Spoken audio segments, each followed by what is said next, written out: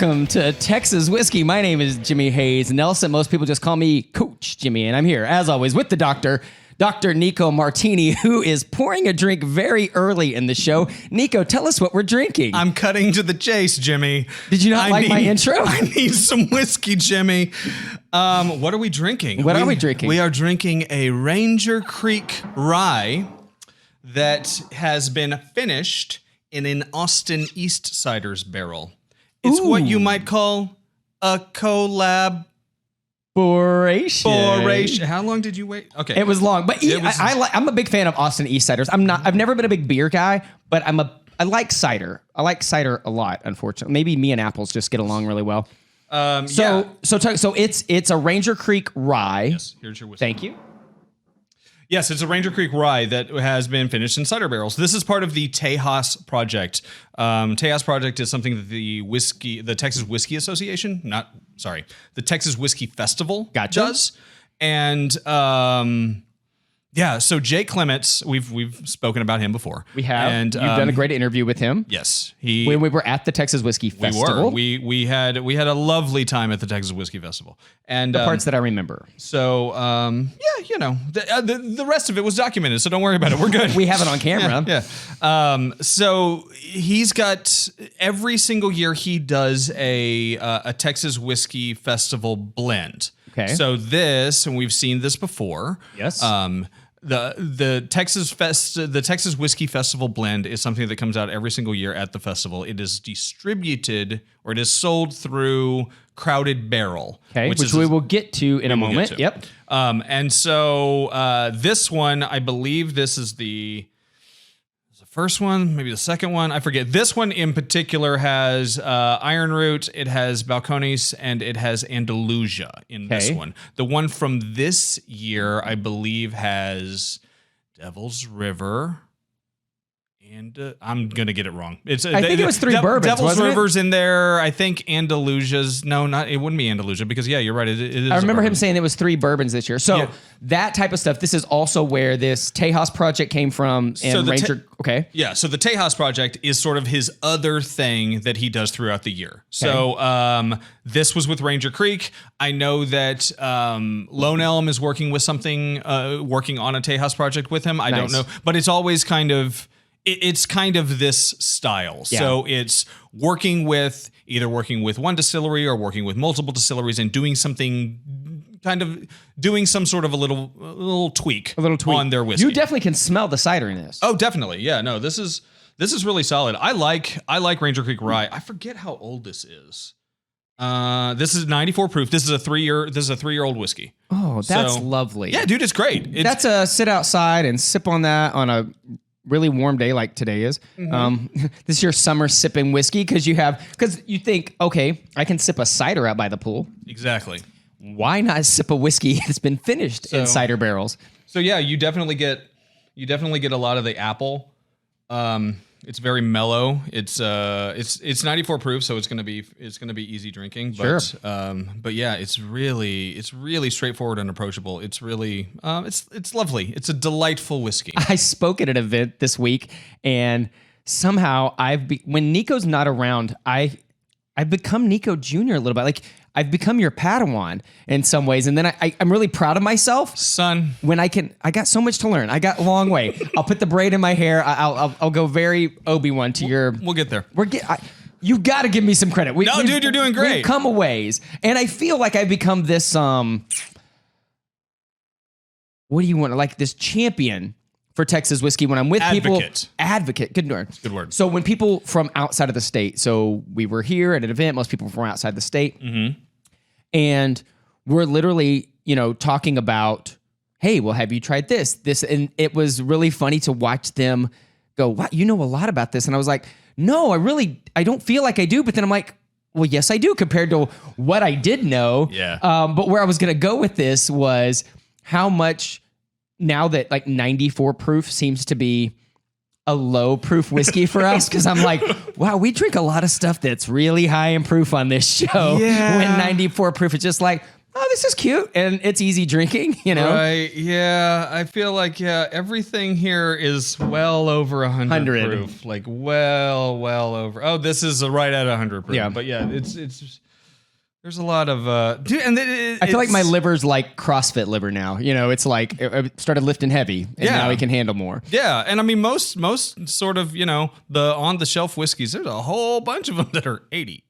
Wow, that's true, It's right? just sort of where they live, and they're still very much whiskey, but you only have to drink two glasses in order to get the same. You get your money's worth here. Yeah, exactly. So today we are actually talking about you as you keep writing things. You have a book. You have 2 books. A cocktail book. You got Texas Whiskey, the book coming out. Yes. We talked about an article you did for American Whiskey Magazine. And now you've done another. It's a series. It's a series. Yeah. So basically, American Whiskey asked me to do an article on Texas whiskey in each of their editions this year. So they have 4 editions each year.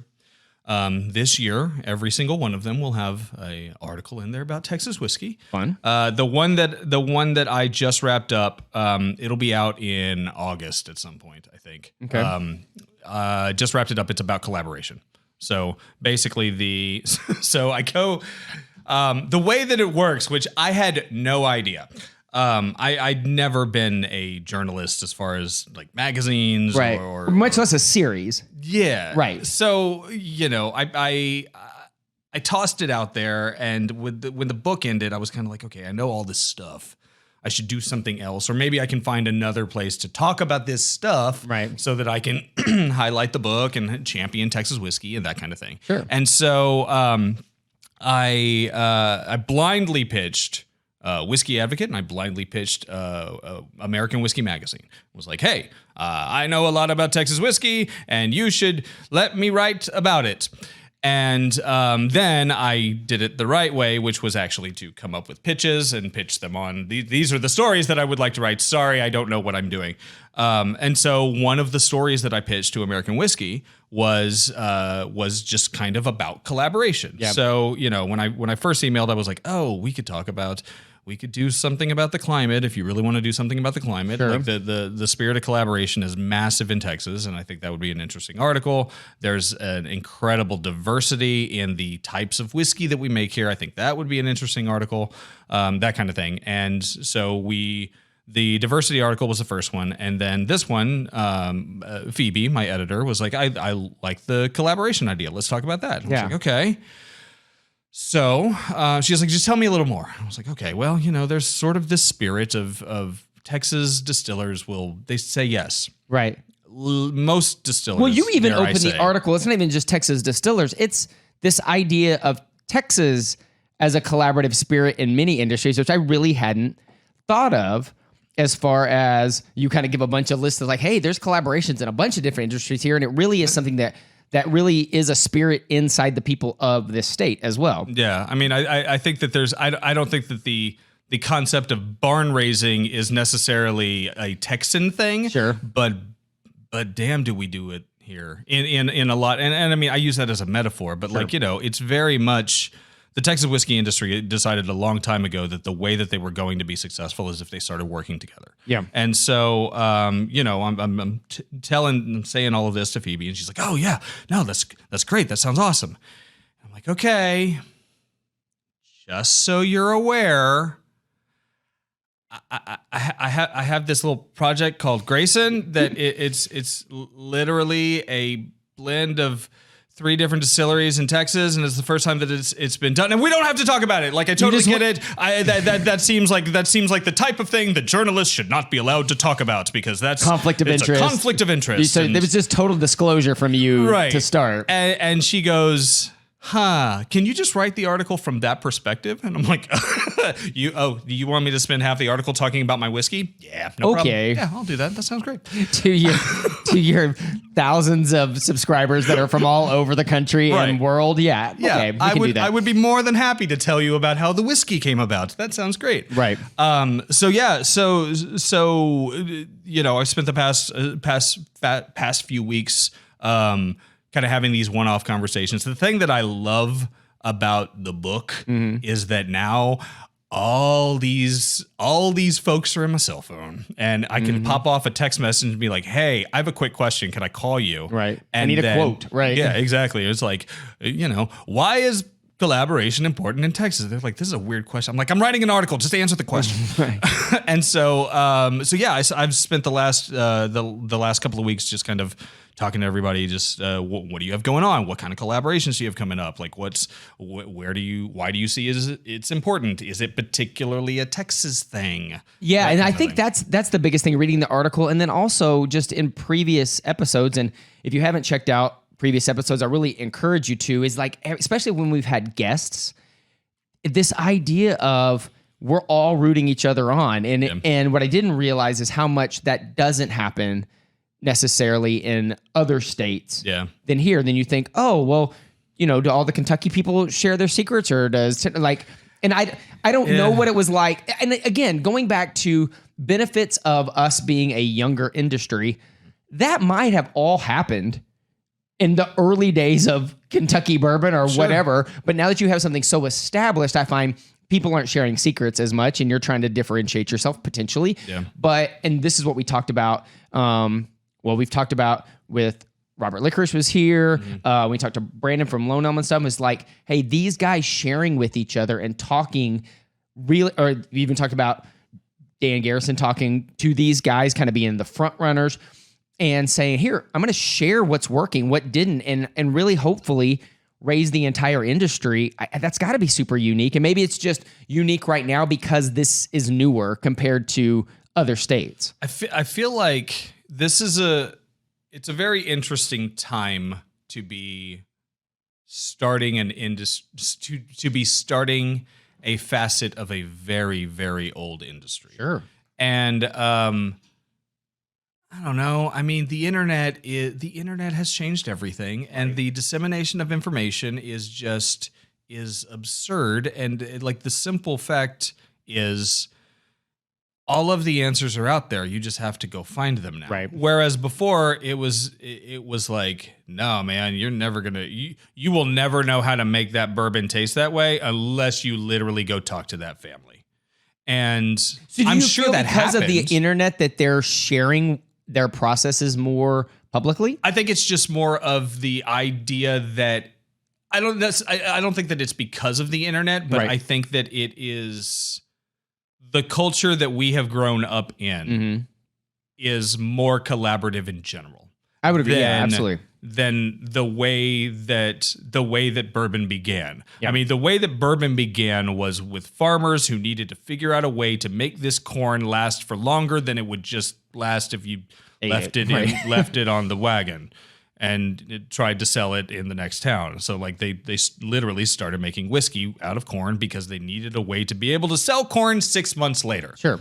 And just with the nature of that, it's so like it's so insulated, and it's very much about like, this is function, and we are doing this because we have to. And it worked, and but it wasn't necessarily about making this fantastic spirit that we're going to be dedicating. Right. Like, it was literally a means to an end. Well, you start at the beginning of this article, you really do jump in real quick about the Texas Whiskey Association, which has been referenced. Almost every guest we've had from a distillery brings this up. So I would love, just for our audience, that either to remind them, or if we have people that are new, and thank you for checking us out, tell us more about why this came about. And I love your idea of the we slept a boot on a bottle, story, and how that kind of led to the Texas Whiskey Association. So at the inception of the Texas Whiskey Association was it was built around the idea that things were happening with Texas whiskey that were shady. I'll go with shady. Non-transparent.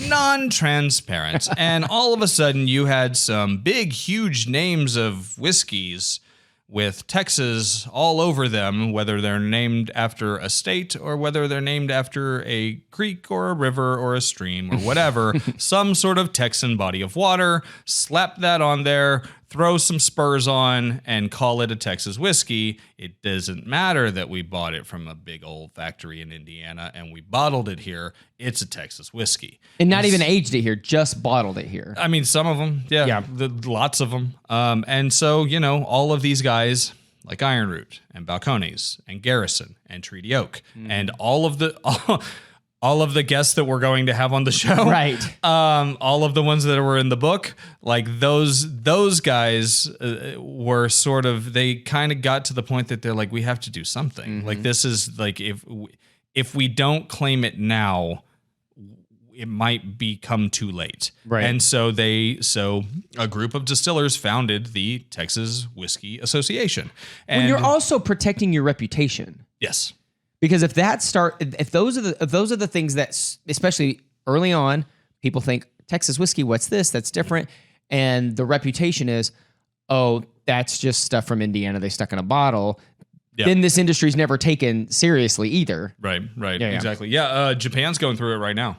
They had to throw down a whole bunch of new laws because there were so many people that were distilling things in Scotland and bringing it over, throwing it in a bottle and calling it Japanese whiskey because it's the same style. Yeah. And it very much was not Japanese whiskey. And so, you know, it's I love hate the fact that Texas whiskey is not quantifiable. Just because we have so many different things going on here. We have bourbon, we have like everything that I was talking about the diversity of the things that are happening here, rye, wheat, single malt. You know, we have so many things here that the thing that you can hold on to as far as what a Texas whiskey is, was it distilled here? Right. Was it aged here? Like these are the important things. When you have this magical little sticker that says certified Texas whiskey, the certification of the Texas whiskey is basically just like, dude, did you make it here or not? Yeah. And you know, there are entities in this state that do a fantastic job of making great whiskey that they didn't distill. They brought it down. They aged it. You know, are they Texas whiskey? That's a very cool argument. But if you buy something from MGP, you bring it down here, you shove it in a bottle, and you slap a boot on it, then F you, man. No, that is not Texas whiskey. Sure. And I think one of the things we talked about before is that doesn't necessarily mean that nothing's sourced. It doesn't mean that everything's grain to glass. Right. It just means there's a transparency about it of, you know, 'cause we were talking about corns coming from, you know, with Iron Root, that some of their stuff is grain to glass here. Yeah. Some of this corn is from outside of the state, but that we as the consumer know the process, and we get to decide as the consumer what's important. Is it really important to me that it's all grain to glass? Is it important to me that, you know, and then I get to choose, as opposed to I like the bottle and it seems real Texan. Yeah. You know, so do you feel, so they put this Texas Whiskey Association together. Yes. And really to just kind of protect the brand and the reputation. Yeah. Do you feel because those people started talking, got in a room, that led to this collaborative spirit? I mean, the point that I made in the article was basically like, it's the Texas Whiskey Association started as a way to defend a process. Yeah. And what it's now become is it's much more about camaraderie. It's much more about collaboration. It's amazing that the first step in creating a collaboration is sticking people in the same room. Communication's really overrated, Nico. I know, man. It's crazy. Like you have all of these people. And again, to go back to the origins of making whiskey, it's very, you have tunnel vision when you are doing this, because when you are making whiskey, the only thing that matters for the 3 days that you got is like, this has to hit that, this can't go above this, like we have to move this around, is the cooler working, like it is, you can't focus on anything. In the Iron Root episode, I don't know if it was on camera or off camera, we were talking about the licorice family all sleeping around the still or whatever. Yeah. Like, because timing was, you know, really important. And so they're taking turns all night long, like, you know, making sure that this is perfect. So yeah, you can get tunnel vision to go like, look, all I care about is my product and what's going on. But I love the fact that really, in order to come together to protect a brand, to protect a reputation, opens these communication lines. And now you're already like, oh, I like that guy. at Garrison or at Still or whatever. What could we do with them? So there's obviously the collaborations together. You talk about Garrison being, a blend of Grayson. What did I just say? You just said Garrison. I did say Garrison. I was like, thank you. What are you trying to protect your own whiskey or something? I'm over here defending the brand. I was saying Garrison. Let's try that again. With Grayson, it being a blend of 3 whiskeys, but there's other types of collaborations. And so let's go back a little bit. We were talking about let's run through them. This Ranger Creek. And so that's a collaboration with Austin Eastciders, right? Because they're using, and then we also have the Shiner Bock right there. You want to talk about that a little bit? This sucker right here. This is one of the coolest collaborations in the state of Texas. Anyone who is a drinker in the state of Texas is very aware of Shiner Bock. Beer. Oh, yeah. When I think of Texas beer, I still think Shiner Bock first thing. You probably either drink it exclusively or have definitely tried it and figured out it wasn't your thing. Mm-hmm. But you've had a freaking Shiner. Right. So this in particular, this is a Texas Bock. So what Balcones wound up doing was they took the actual beer from Shiner. When you make a whiskey, the first thing that you do is you make a beer. You make a mash. And then when you're making beer, you usually put hops in it. You start talking about whatever.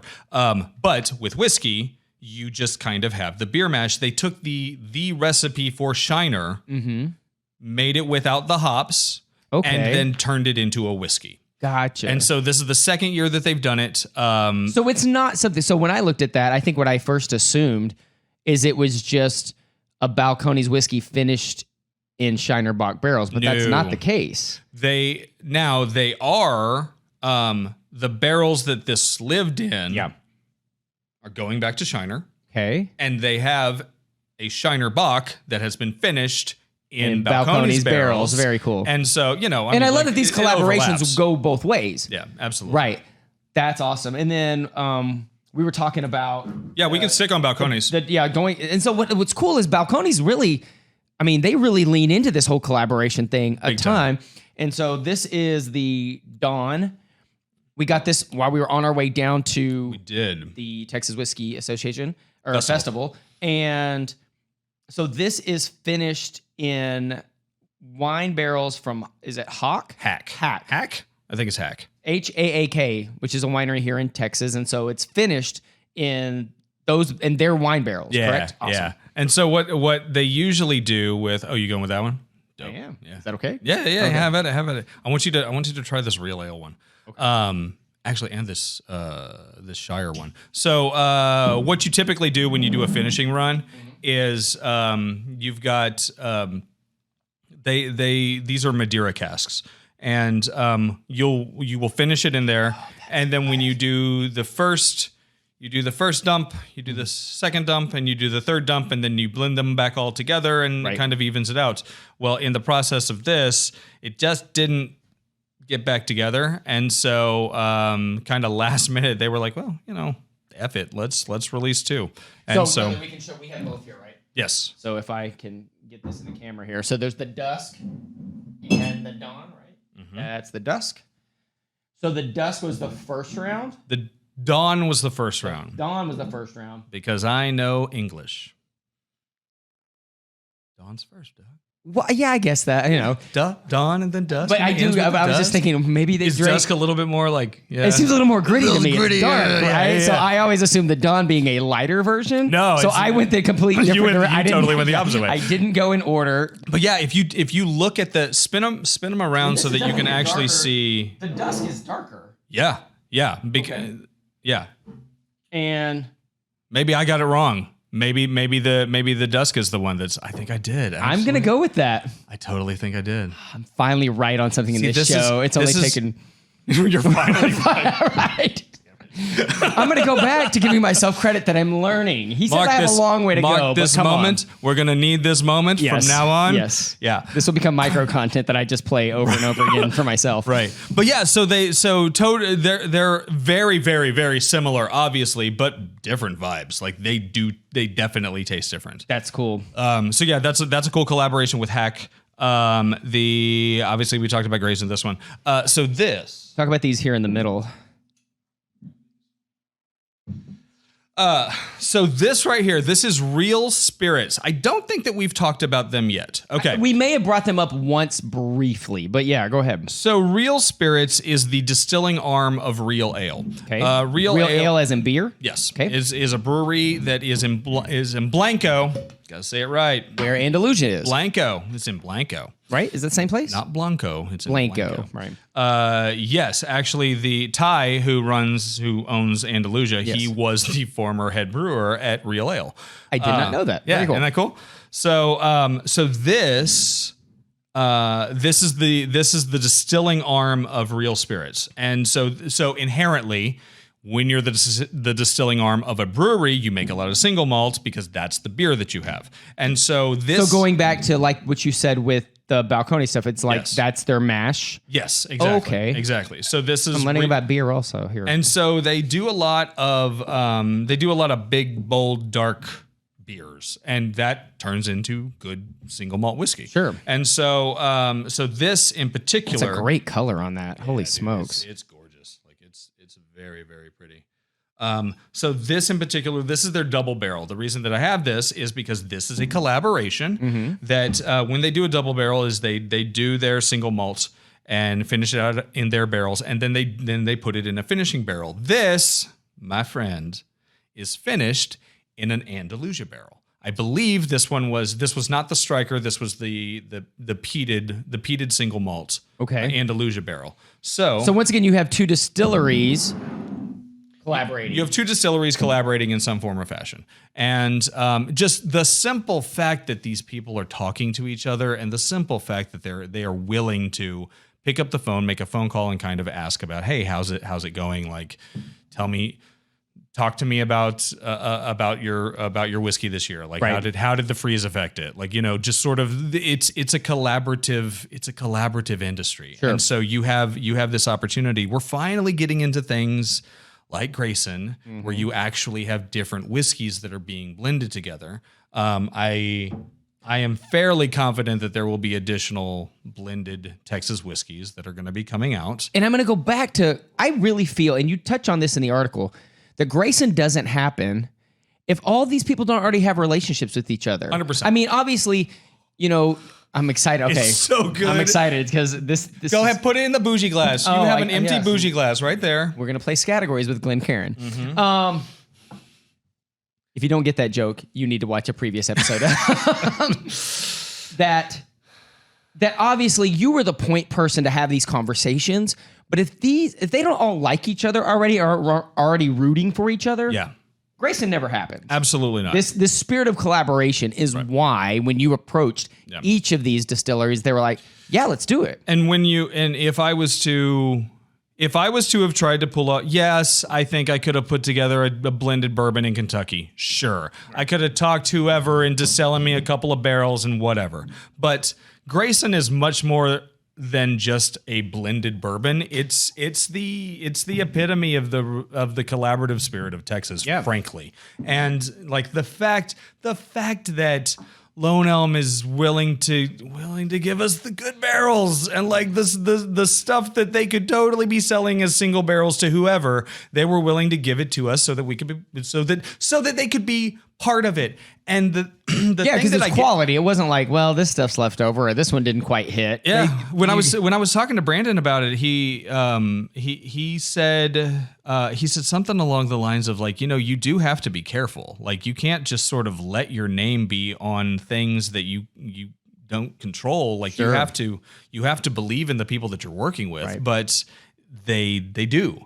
And like the fact of the matter is, if we had tried to do this in Kentucky, then what are we doing? Like we're talking like which familial dynasties are we going to approach and try to convince them to give us a portion of this year's lot so that we can put out a product that's not theirs first and foremost. Yeah, their name's not technically on it. Yeah, I mean, and then secondly, to have something that.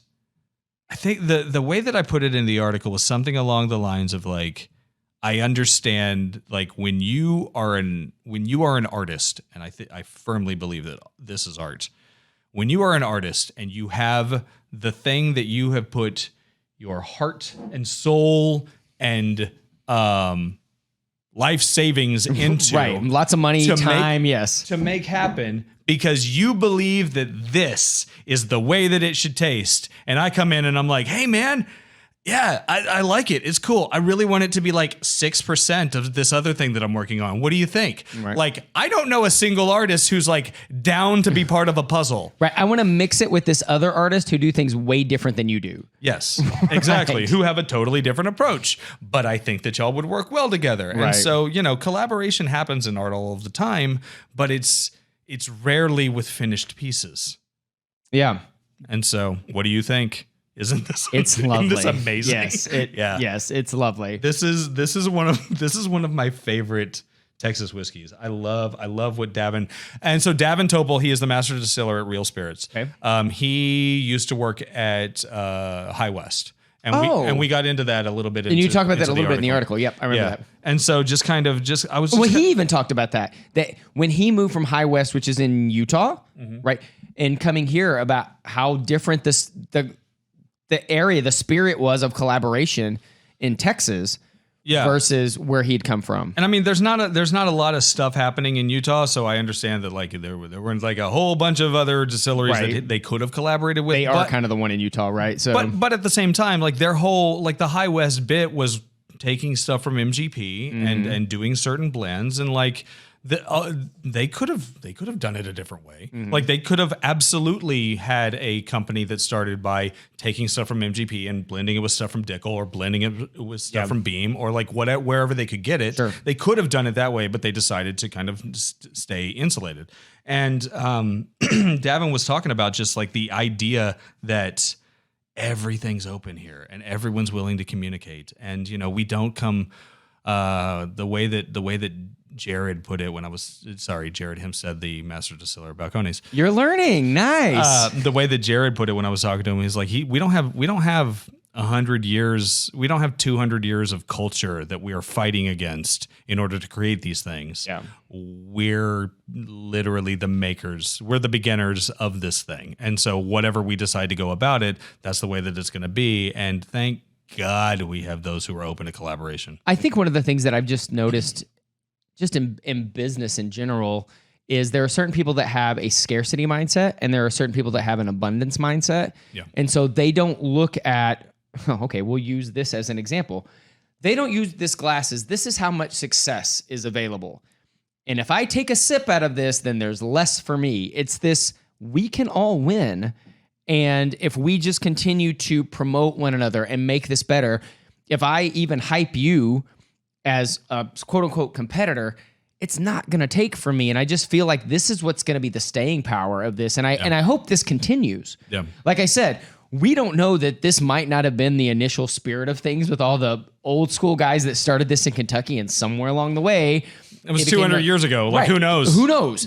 And so what I really do hope is that this idea of collaboration and this spirit of like sharing answers, I mean, whether it's between distilleries, and I love the fact that, man, Texas wine is a thing, right? So we're collaborating, like Texas beer's obviously a thing, and just seeing all the different, spirits industries or whatever here working with each other as well. It's but what's funny is I was talking to Jamie Beal, the director of sustainability for Treaty Oak.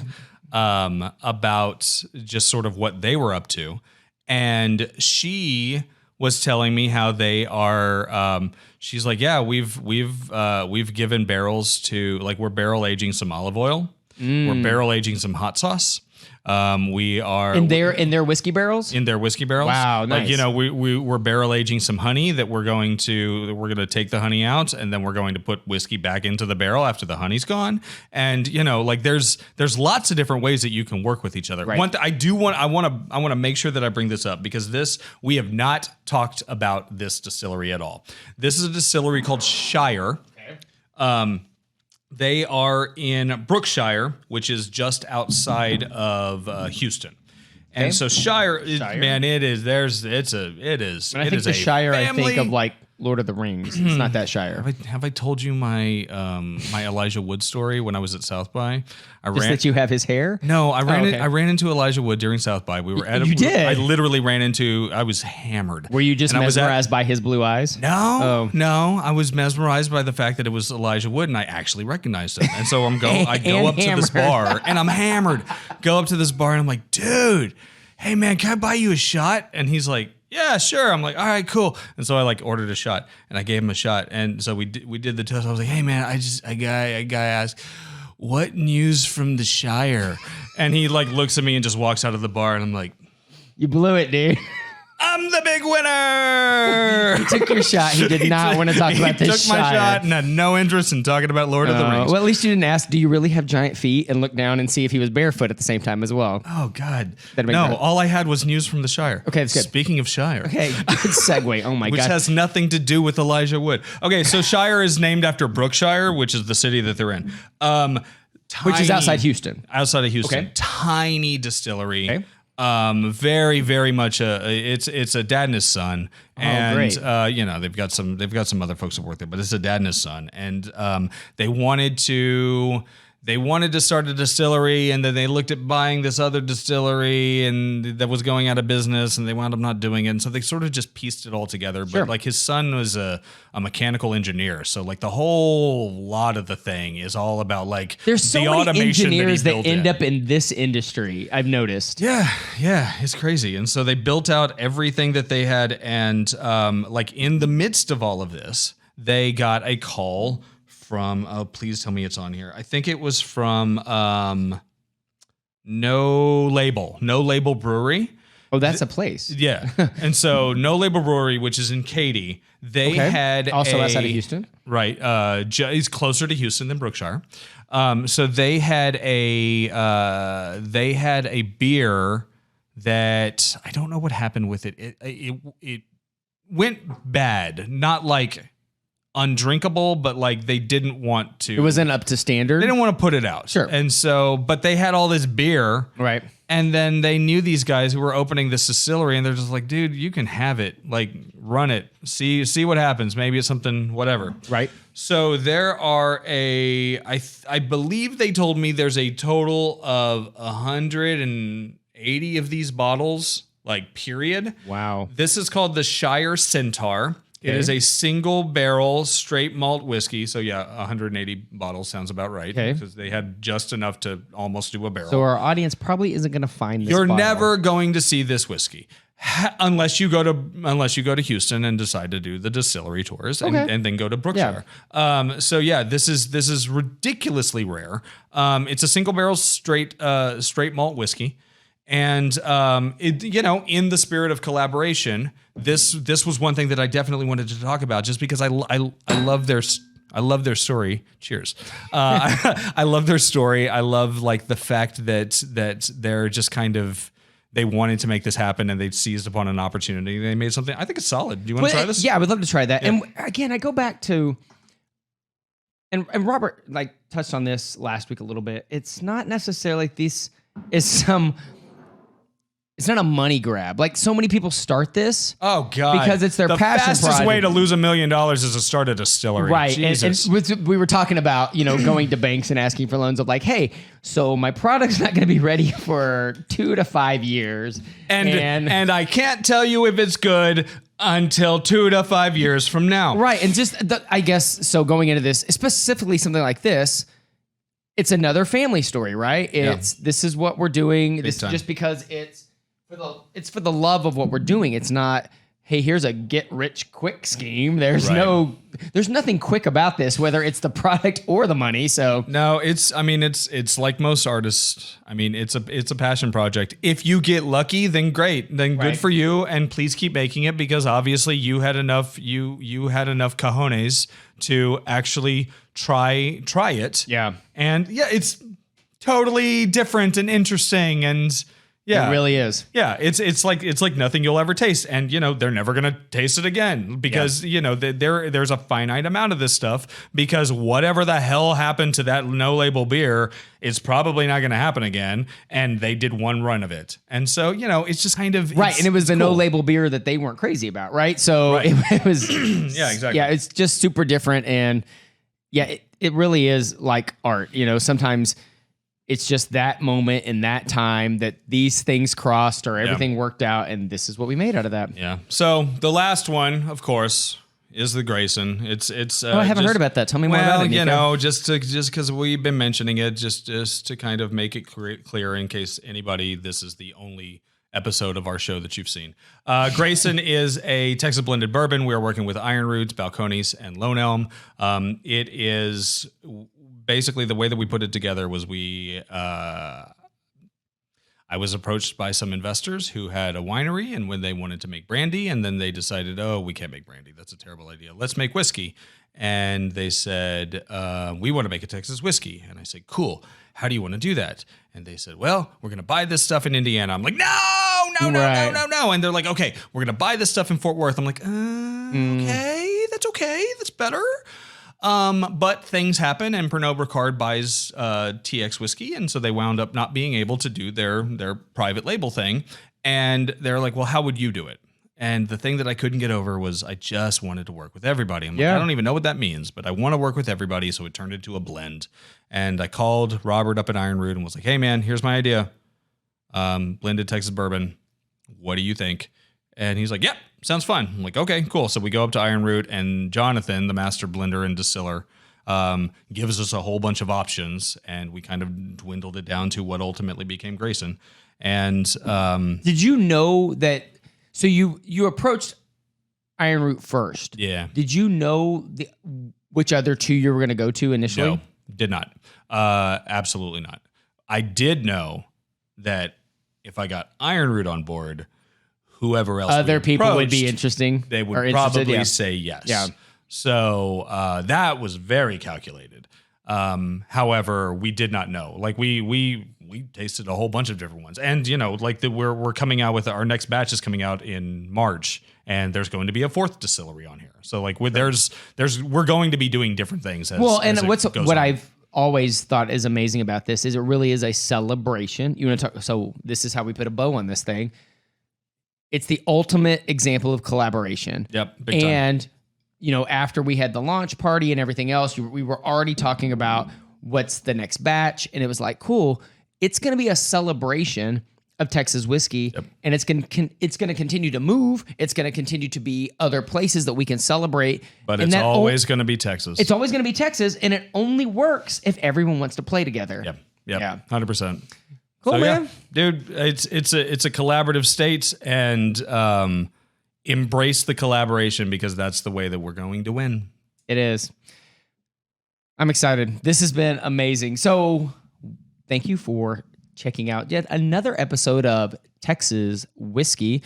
My name is Jimmy Hayes Nelson. You can call me Coach Jimmy. You can find me on Instagram at @TheCoachJimmy. You can find him at Texas Whiskey Book. Texas Whiskey Book, Dr. Nico Martini on Twitter. Whatever, just put my name in Google to find me. I'm very, very easy to find if you want to have a conversation. What we would really love is send us some questions, send us some feedback. Like, we'd love to hear from you. Totally. Because we want to make sure that these shows are still serving you in the way that we can serve you. So thank you for checking us out. I love the Spirit O collaboration. And as we always end this, cheers, y'all.